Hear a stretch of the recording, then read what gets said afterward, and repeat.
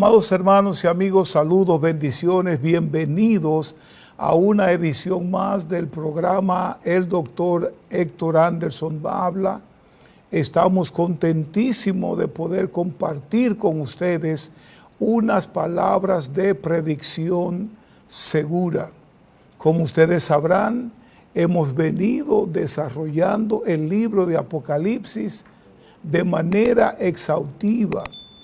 Ya completamos la primera porción del libro, la visión de Jesucristo, y estamos ya casi concluyendo la segunda porción del libro según el bosquejo que nos dio el mismo Jesucristo. Y hoy vamos a compartir con ustedes la iglesia de Filadelfia, la iglesia amada, la iglesia del amor fraternal. Y esa iglesia parece no tener precedente porque tomó seriamente su nombre, la iglesia del amor, para tener esa fraternidad con nuestro Señor y Salvador Jesucristo. Ellos amaban a Jesús y Jesús, conforme a la palabra, no se avergonzó de llamarlos hermanos. Eso lo podemos encontrar en Hebreo el capítulo 2 y el versículo 11. Quiero decirles, amados amigos y hermanos también, que de las 7 iglesias a las que Jesús les envía correspondencia, solo esta iglesia y la iglesia de Esmirna recibieron elogios y nunca recibieron ningún reproche, porque agradaron profundamente a Jesús. Esta iglesia se conoce como la iglesia de Filadelfia, una población que se encontraba entre Roma y ubicada un poquito estratégicamente llegando a Asia Menor. Y se le llamaba a esta iglesia la pequeña Atenas, porque tenía muchos dioses e ídolos, pero aunque estaba lleno de idolatría la ciudad, la iglesia permaneció fiel a Dios. Además de que tenía mucha idolatría, la ciudad estaba corrompida de idolatría, un pecado que a Dios no le agrada. Y es uno de los pecados que te lleva a otro pecado y a otro pecado. Sin embargo, ellos permanecieron fieles a Dios y Jesús declara que ellos tenían poco poder, pero con el poco poder que ellos tenían, resistieron cualquier tentación a hacerle desleal a Dios. Y a Jesús le gustó mucho que pudieran serle fiel con el poco poder que ellos tenían. Esa ciudad fue fundada por el mismo que fundó la iglesia de Pérgamo, con la excepción de que él le puso el nombre de su apodo a esta ciudad y a esta iglesia, que su apodo era Filadelfo, y él nombró esa ciudad por su apodo. Yo quiero que vayamos a la palabra de Dios en Apocalipsis, el capítulo 3, los versículos del 7 al 13. Y ahí vamos a conocer más de la iglesia de Filadelfia y vamos a hablar de todo el contenido de esta porción de la Biblia para que ustedes puedan entender qué tipo de iglesia era Filadelfia y cómo Jesús se acercó a esa iglesia para hablar con ellos. La palabra de Dios dice, Apocalipsis 3, del 7 al 13, dice, escribe al ángel. Quiero que recuerden que Jesús está siguiendo la misma estructura literaria que ha usado con todas las demás iglesias. Le escribe el destinatario, la persona, el remitente, que es Jesucristo, los elogios, la reprensión y la invitación. Todas las cartas contienen esas 5 partes y vamos a ver esas 5 partes con la excepción de que esta iglesia y Esmirna no recibieron reprobación de parte de Dios. Y es significante notar que fueron las dos iglesias que vivían en una gran opresión. Sin embargo, se mantuvieron fieles y Jesús no tuvo nada que reprobarles. El texto dice, comenzamos de nuevo: escribe al ángel de la iglesia en Filadelfia. Esto dice el santo, el verdadero, el que tiene la llave de David, el que abre y ninguno cierra, y cierra y ninguno abre. Luego dice, yo conozco tus obras. He aquí, he puesto delante de ti una puerta abierta, la cual nadie puede cerrar. Porque aunque tienes poca fuerza, has guardado mi palabra y no has negado mi nombre. He aquí, yo entrego de la sinagoga de Satanás a los que se dicen ser judíos y no lo son, sino que mienten.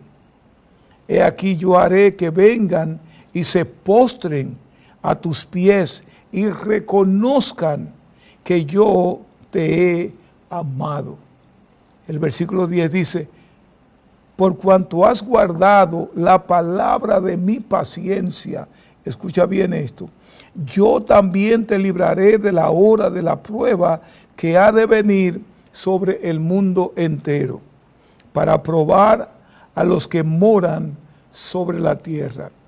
He aquí yo vengo pronto, y mi galardón, retén lo que tienes, para que ninguno tome tu corona. Vamos a repetir de nuevo. He aquí yo vengo pronto. Retén lo que tienes para que ninguno tome tu corona. Al que venciere yo le haré columna en el templo de mi Dios y nunca más saldrá de allí. Y escribiré sobre él el nombre de mi Dios y el nombre de la ciudad de mi Dios, la nueva Jerusalén, la cual desciende del cielo de mi Dios, y mi nombre nuevo. El que tiene oído, oiga lo que el Espíritu dice a la iglesia. Si vamos a seguir el orden literario que le acabo de mencionar, Jesús dirige la carta al ángel de la iglesia. Y como ya hemos explicado en otras de las cartas, se está refiriendo al ángel de la iglesia. Y debemos recordar aquí que Jesús se mantiene en medio de su iglesia. No hay nada que la iglesia pueda hacer que Jesucristo desconozca. Él anda en medio de los 7 candelabros de oro. O sea que Jesús sabe. Y cuando escribe la carta, Él está usando justamente los elementos de la ciudad y que ellos conocen a perfección. Y Él se dirige al ángel de la iglesia y Él es el remitente de la carta, o se identifica con uno de los nombres de Él. Señalamos aquí con la iglesia de Filadelfia que aunque todas las demás iglesias recibieron su nombre del Cristo glorificado que estudiamos en el capítulo 1, versículo 19, Filadelfia es la excepción. Jesús no usa ninguno de los nombres establecidos en el capítulo 1 para referirse a esta iglesia. Más bien está usando un número antiguo testamentario. Y ese número es significativo reconocerlo porque está estableciendo a Cristo como todas las cosas que ya existieron en el santuario terrenal. Y eso lo vamos a ver más adelante. En contraste con estas 5 cartas, Jesús no se identifica a sí mismo con el lenguaje de Apocalipsis, los capítulos del capítulo 1, los versículos del 2 en adelante. Ahora, ¿cómo se identifica Jesús a esta iglesia? La iglesia amada, la iglesia del amor fraternal, la iglesia que no se portó mal con Dios. Él se presenta como el Dios, el santo, soberano, como el Dios santo y soberano al mismo tiempo. Y Jesús se refiere a sí mismo como el santo y el verdadero. ¿Qué significan estos dos vocablos, esas dos expresiones, santo y verdadero? Subrayan dos cosas que se le negaron a Jesús durante su ministerio en la tierra. Inclusive en nuestros tiempos, estos dos vocablos se le están negando a Jesús. Cuando Jesús se declaró hijo de Dios, tomaron piedra para apedrearlo. Y una de las cosas que llevó a Jesús al Calvario fue precisamente que él se dictaminó hijo de Dios, santo y verdadero. Ahora el término santo, agios, esa es la palabra griega para santo, agios, significa apartado. Apartado para algo especial o en una corte por encima de los demás. Y este contexto, la palabra significa que Jesús ha sido o fue apartado para Dios. Y ese término enfatiza a un 100% su deidad. Al único que se le llama santo y verdadero se llama a Dios. Pero ahora Jesús se presenta a esta iglesia como el santo, como el verdadero, diciendo: yo también soy santo como el Padre es santo, yo soy verdadero como Dios el Padre es verdadero. Y como ya dijimos, durante su ministerio, él fue muy atacado y muy golpeado porque él reclamaba ser el Hijo de Dios. Ahora Jesús no solamente es el verdadero, Él es el santo. Y la palabra verdadero significa auténtico, genuino. Y Jesús estaba diciendo: yo soy el verdadero, el genuino. Y eso llegó a molestar a muchas personas. Ahora, hay algunas personas que niegan esos atributos aplicados a Jesús. Sin embargo, en todas las escrituras encontramos estos calificativos para nuestro Señor y Salvador Jesucristo. Ahora, ¿cuáles son las prerrogativas de nuestro Señor Jesucristo? La descripción final que da Jesús de sí mismo es diciendo: yo soy el que tiene la llave de David, el que puede abrir y cerrar las puertas, y cuando Él abre, nadie puede cerrar, y cuando Él cierra, nadie puede abrir. Ahora, esta expresión, la llave de David y la puerta abierta, tienen una relación directa con Isaías, el capítulo 22, donde Dios le dio la llave de la casa de David a un tal Eliakim. Y podría refrescarle la memoria: antes de que Eliakim recibiera esta llave, ocurrió un incidente en la casa de David con los derechos sobre la llave de David. El rey Ezequías atrapó a Sebna, el administrador o el gobernador a cargo del palacio real, en un fraude. Y aparentemente Sebna había utilizado su posición para permitir que solo aquellos favorables a él y a su ideología entraran en la presencia del rey David.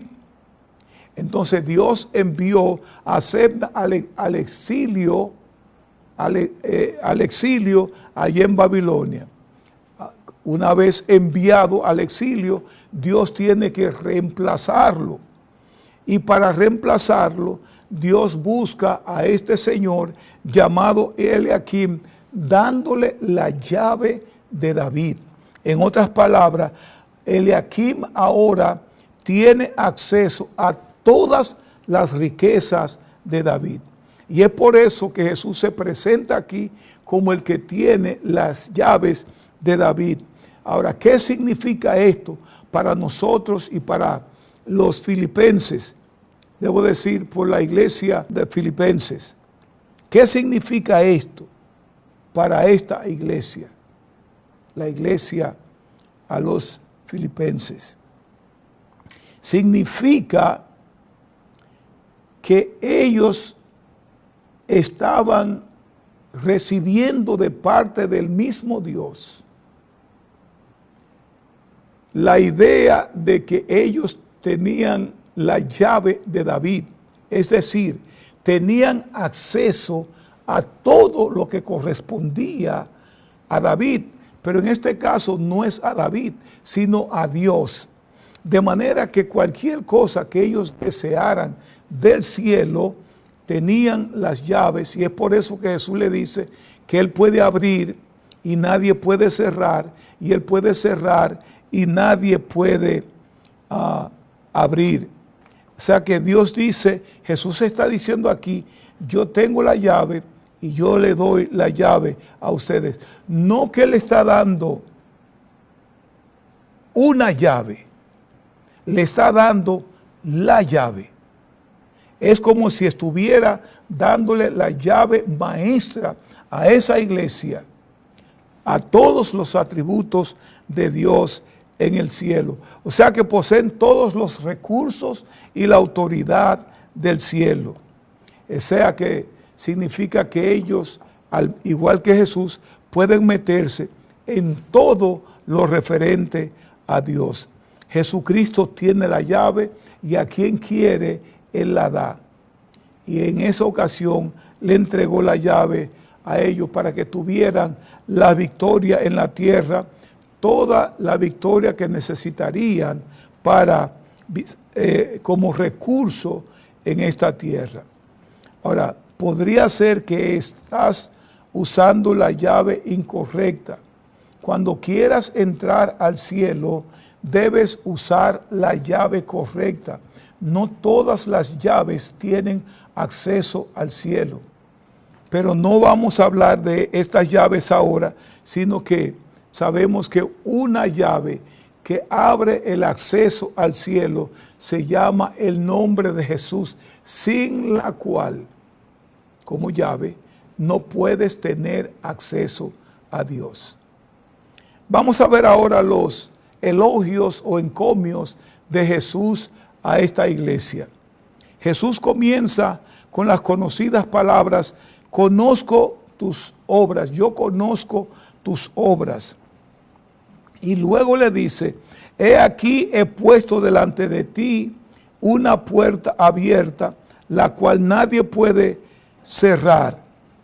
Como ya establecimos, en este contexto, Jesús declara que Él abrirá la puerta del cielo a la iglesia en Filadelfia. Y esta mención de que nadie puede cerrar o abrir la puerta tiene una referencia a los judíos en Filadelfia, que buscaron excluir a los gentiles del programa de Dios. Sin embargo, a través de su propia muerte y resurrección, Jesús ha dado libre acceso tanto a judíos como a gentiles. Y este es el verdadero recurso o quizás consuelo de estas personas. Nosotros o nuestros nombres están escritos en el libro de la vida y del Cordero. Se nos ha concedido seguridad en Cristo. Él es el soberano sobre quien se salva y asegura que a todos los hijos pueden permanecer a salvos si tienen la llave de Jesús. Jesús le dice algo a la iglesia de Filadelfia. Porque aunque tienes poca fuerza, has guardado mi palabra y no has negado mi nombre. Y por cuanto ustedes han hecho eso con la poca fuerza que tienen, yo también lo libraré o los guardaré de la hora de la prueba, esa hora que ha de venir sobre el mundo entero, para poner a prueba a los que moran en la tierra. ¿Y qué hora es esta de la que le habló el Señor Jesucristo? Estoy 100% seguro que Jesús está hablando de la gran tribulación. Esa es la parte de la historia mundial que no tendrá paralelo en su grado de sufrimiento humano, porque la ira de Dios vendrá sobre toda la humanidad rebelde que se negaron a someterse a Dios. Dios castigará con toda su ira a esta tierra por haberlo negado y por haberlo abandonado, por no haberlo recibido. Y en ese periodo de tiempo se describe con tanto detalle en el libro mismo de Apocalipsis, desde el capítulo 6 hasta el versículo 19, lo que va a pasar sobre la tierra. Lo único que te pedimos para que pueda entender todo lo que va a pasar aquí es que permanezca con nosotros en este programa escatológico, apocalíptico y profético, para que entiendas qué va a pasar. A partir del capítulo 6 hasta el capítulo 19, amados hermanos, lo que va a acontecer, las plagas que caerán sobre esta tierra.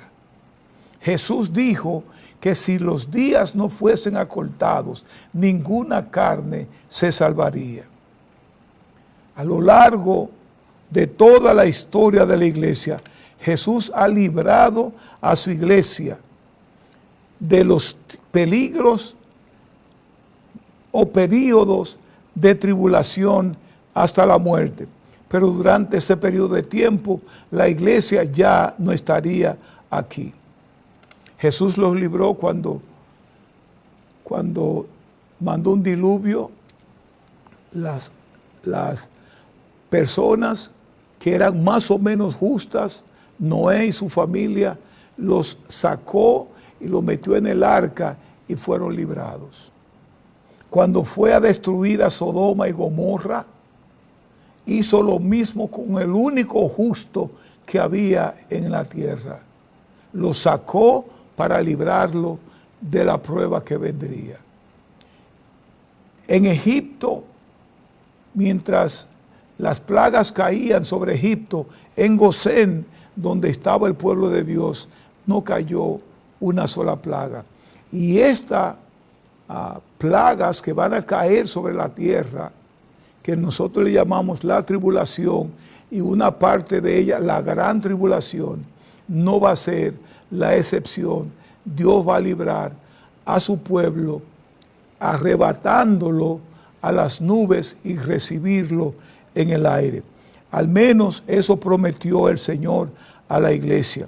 Pero a los enemigos, los que los rechazaron, amado hermano, oro a Dios que tú no estés en ese tiempo aquí en la tierra, porque nadie va a poder resistir lo que va a pasar.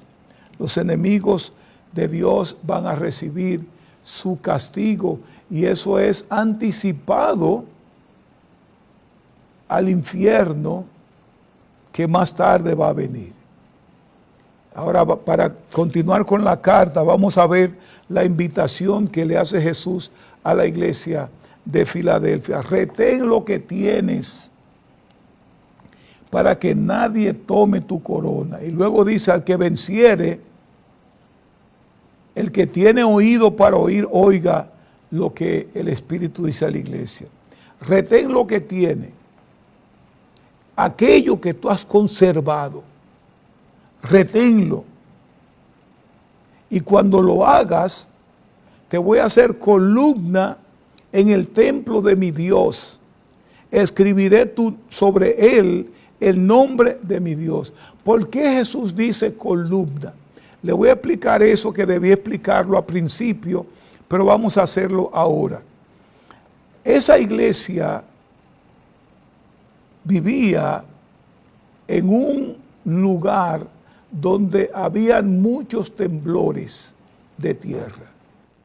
Y cuando la tierra temblaba, lo único que permanecía eran las columnas. Y entonces Jesús le está diciendo a ellos, en honor a lo que ellos ya conocen, yo quiero hacerlo columna. Es decir, ustedes van a permanecer no en esta tierra, sino en el cielo. Haré columna en el templo de mi Dios y voy a poner su nombre allá escrito sobre estos muros. Es una comunión permanente con Dios. En otras palabras, esta iglesia tiene la promesa de Dios de que ellos permanecerán fieles a Dios y en comunión eterna con Dios al retener lo que ellos tienen. Que ellos tenían la confianza en Dios y la habilidad de permanecer fiel a Dios en medio de un mundo en decadencia, en idolatría, en maldad. No tenían mucha fuerza, pero la poca fuerza que tenían la usaron para permanecer fieles a Dios. Y yo creo que ese es un llamado que Dios nos está haciendo a todos nosotros como iglesia en el día de hoy a permanecer fieles a Él.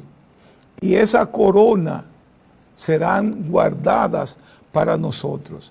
Pero si nosotros flaqueamos y caemos en los atractivos del mundo, vamos a perder nuestra corona. No estamos hablando aquí de que vamos a perder la salvación. Aquí se pierde la corona. La corona ganada se puede perder si no permanecemos fiel a Dios y en lo que Dios nos ha pedido que hagamos. Retén lo que tiene para que nadie tome tu corona. Y luego dice, al que venciere. O sea que para retener la corona tenemos que vencer. No es que vamos a vivir una vida cristiana hoy, 2 años, 10 años, 20 años, 40 años o 50 años, y al final de nuestros 50 años, poco ya para terminar nuestra vida, nos derrumbamos. Entonces perderíamos nuestra corona. El que tiene oído, oiga lo que el Espíritu dice a las iglesias, y esa es una expresión en la estructura literaria que Dios le hace a todas las iglesias. Y esto, por supuesto, implica que no está hablando con la iglesia en su totalidad, está hablando con el que oye. Por eso dice, el que tiene oído, no la iglesia, a las personas de la iglesia que tiene oído, oiga lo que el Espíritu dice a la iglesia. Yo creo que la iglesia de Filadelfia se sintió agradecida de Dios por esta carta. Cuando ese pastor leyó esta carta en la iglesia de Filadelfia, debieron haber hecho una gran algarabía ahí de contentamiento, porque decían, bueno, aunque tenemos poca fuerza, nosotros nos hemos mantenido y Dios nos ha sostenido y ahora tenemos la victoria. Sin embargo, por las palabras de Jesús entendemos que habían otras cosas que necesitaban hacer. Y una de esas cosas era retener lo que se tenía. Vamos a pasar en la próxima edición a la iglesia de la Odisea, que también es una iglesia muy interesante. Pero por ahora lo vamos a dejar ahí y oramos a Dios que tú puedas estudiar esta carta a la Odisea antes de que nosotros le demos la explicación. sobre toda cosa guardada, guarda tu corazón porque de él mana la vida.